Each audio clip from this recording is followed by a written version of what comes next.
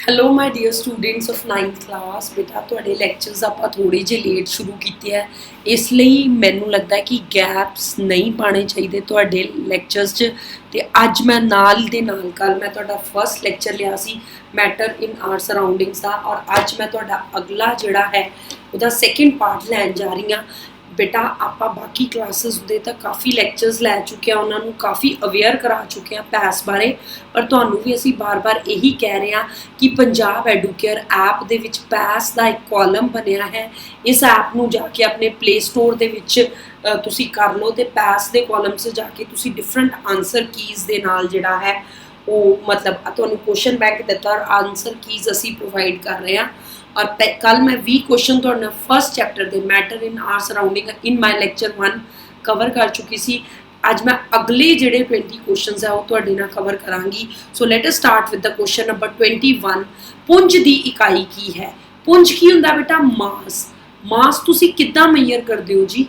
मास किद्दां major करदे आ? किन्ने kilogram भार है जी? किन्ने किलोग्राम भार है? तो तुहानूं पता है जी किलोग्राम इज केजी, ठीक है जी।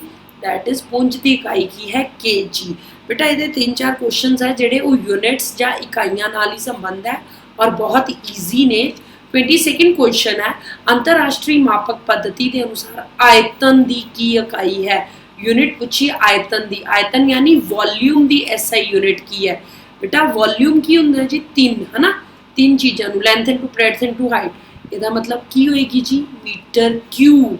की होएगी जी मीटर क्यूब, ठीक है बेटा। टिक कर दो मीटर क्यूब नूं। 23rd क्वेश्चन है तुहाडा, द्रवा दा आयतन मापन दी इकाई? द्रव जी liquid, common unit of volume of liquid. दुध वाला आंदा है तो तुसीं की कहंदे हो जी? 1 लीटर दुध चाहिए, 2 लीटर 3 लीटर, है ना। कि किलोग्राम कहंदे हो? 1 किलोग्राम दे दो, 1-2 किलोग्राम। की कहंदे हो? लीटर, है ना जी। ਇਹਦਾ मतलब द्रवा की इकाई कि ਆਪਾਂ मेजर करते हैं लीटर्स ਦੇ ਵਿੱਚ। किहदे च मेजर करते हैं? लीटर्स ਦੇ। 24th क्वेश्चन है, दबाव की इकाई का संकेत की हुंदा जी? Unit of pressure. सब तो पहले तो तुहानूं प्रैशर का यूनिट पता होना चाहिए जी। प्रैशर का यूनिट हुंदा पास्कल। की हुंदा जी? पास्कल। की हुंदा जी? पास्कल। और पास्कल उहदे पहले 2 ही सिंबल्स PA उहदा की है? उहदे यूनिट्स दे संकेत है PA, पास्कल। अच्छा जी। 25th क्वेश्चन, 25 डिग्री सेल्सियस के पानी की भौतिक अवस्था दसो। Physical state of water at 25 degree Celsius. की होएगा पानी? ठोस नहीं जी। ठोस कितने होंदा है? 0 डिग्री सेल्सियस ते। की होएगा? गैस होएगा? नहीं जी। गैस कितने बनता है? 100 डिग्री सेल्सियस। तो की होएगा फिर? द्रव, लिक्विड। की होएगा जी? लिक्विड, ठीक है बेटा, लिक्विड होएगा। चलो जी। 26th क्वेश्चन, वाष्पीकरण के कारण की पैदा होता है? क्वेश्चन कल भी आप डिस्कस किया सी। वैपोरेशन अकर ड्यूरिंग गर्मी ठंडक दोनों, इन्हां विचों कोई नहीं। वाष्पीकरण महसूस होया यानी वेपर्स बने। वेपर्स ना की होएगा? कूलिंग। की होएगा जी? ठंडक। चलो जी। 27th क्वेश्चन, 37 डिग्री सेल्सियस नूं कैल्विन स्केल विच बदलो। मैं बार बार दस रही हाँ, जदों तुसी कैल्विन च बदलना तो उहदे च की ऐड करना है? 273, ठीक है जी। जदों तुसी सेल्सियस च करना है उस चों की करना जी? सबट्रैक्ट। हुण जी तुसी 273 दे विच 37 ऐड करो जी, तो की बनेगा जी तुहाडे को? 310 कैल्विन। की बनेगा जी? 310 कैल्विन। याद कर लो बेटा, जदों भी तुसी सेल्सियस नूं कैल्विन च बदलना है तो प्लस करना है 273 डिग्री सेल्सियस। प्लस करना है कितना जी? 273 डिग्री, है ना। चलो हेठ लिखिया विचों किहड़े पदार्थ हैं? Which of the following are the state of matters. कितनी स्टेट्स ऑफ मैटर कराइयां सी तुहानूं? कितनी? चैप्टर का नाम भी यही है, स्टेट ऑफ मैटर्स, जिहड़ा तुहाडा सराउंडिंग मैटर्स, ठीक है। कितनियां स्टेट्स कराइयां? Solid, liquid, gases. तो कितनियां स्टेट हो गई? 3। तो तीनों हैगियां जी। हाँ जी। इसका मतलब ऑप्शन की आएगी? सारे। Solid, liquid, gases. ऑप्शन की आएगी? ऑल, ठीक है जी। 29th क्वेश्चन, हेठ लिखिया विचों जलन की तीव्रता किस विच वधेरे महसूस होती है? Which of the following produces more severe burns. बहुत इंपॉर्टेंट क्वेश्चन है। उबलदा पानी, भाफ, ऊड़ा ते ऐड़ा दोनों कोई नहीं।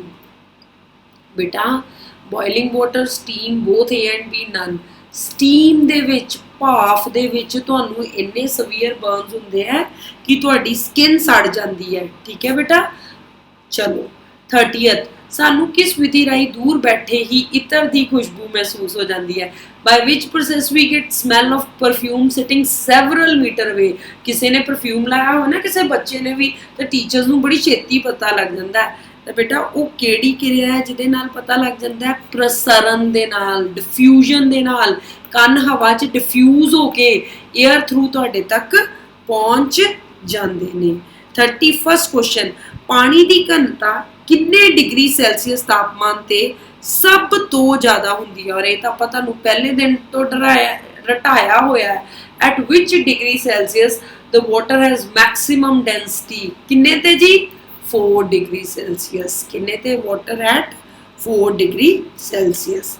32 क्वेश्चन 300 कैलविन नूं सैल्सियस विच बदलो हुण की करांगे जी 300 जो किन्ने माइनस करांगे 273 करो जी 300 जो 273 माइनस आंसर कितना आ जाएगा 27 डिग्री सैल्सियस कितना आ जाएगा 27 डिग्री सैल्सियस ठीक है जी कितना आ जाएगा ਤੁਹਾਡਾ answer 27 degree Celsius 27 degree Celsius convert 300 kelvin into Celsius that is your 27 degree Celsius ठीक है जी।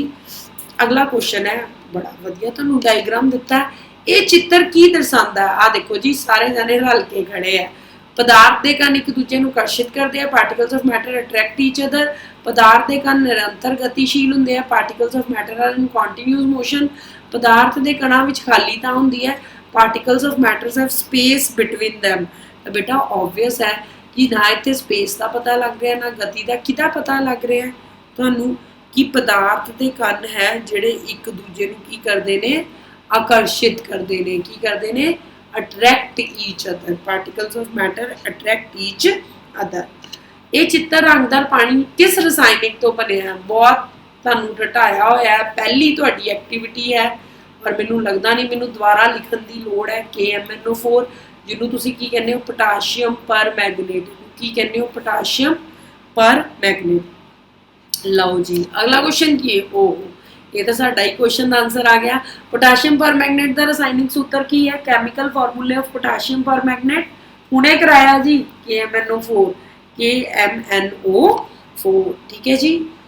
ठोस द्रव ਅਤੇ गैस विचों किस दे कणां विचकार ਵਧੇਰੇ ਥਾਂ ਹੁੰਦੀ है जी from solid liquid and gases which state of matter have large space between their particles ਤਾਂ बेटा ਤੁਹਾਨੂੰ ठोस कितना ਹੁੰਦੇ जी ਐ जुड़े ਹੁੰਦੇ ठोस ਦੇ ਨਾਲ ਆ ਵੀ ਨਹੀਂ ਹੁੰਦੀ स्पेस ਐ ठोस ਦੇ द्रव ਦੇ थोड़े ਜਿਹੇ ਦੂਰ ठीक है जी गैस ਦੇ सब तो दूर ਇਹਦਾ मतलब उत्तर की आएगा ਤੁਹਾਡਾ सॉरी लिक्विड है तो उत्तर क्या आएगा गैस ठीक है जी उत्तर क्या आएगा ਤੁਹਾਡਾ गैस।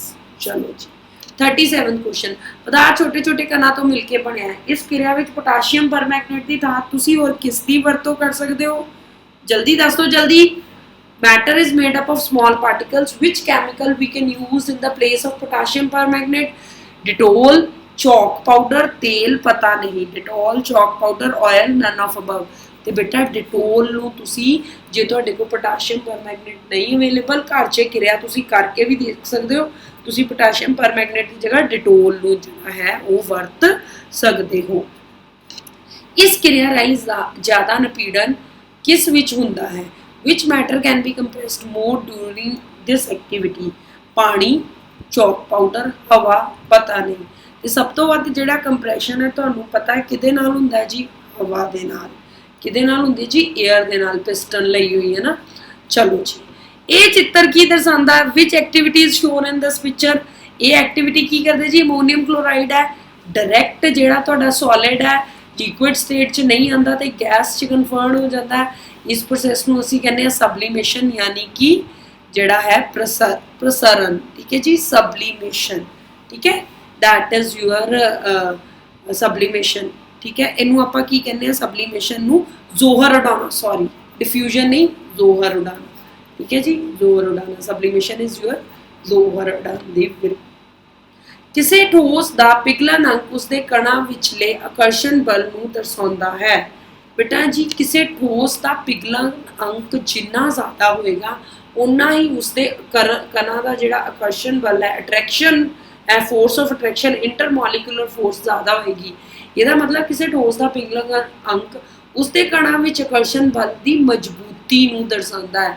ਜਿਹੜੇ ਤਾਂ जल्दी पिघल जाएंगे मैल्टिंग पॉइंट जिन्हों का थोड़ा लो होएगा ਇਹਦਾ मतलब ਉਹਨਾਂ 'ਚ ਜਿਹੜੀ इंटरमोलिकुलर फोर्स है वो की होएगी इन्नी स्ट्रोंग नहीं होएगी। सो with this dear students I cover your second topic of ਜਿਹੜਾ ਤੁਹਾਡਾ 9th class ਦਾ ਹੈ ਠੀਕ ਹੈ ਨਾ ਬੇਟਾ।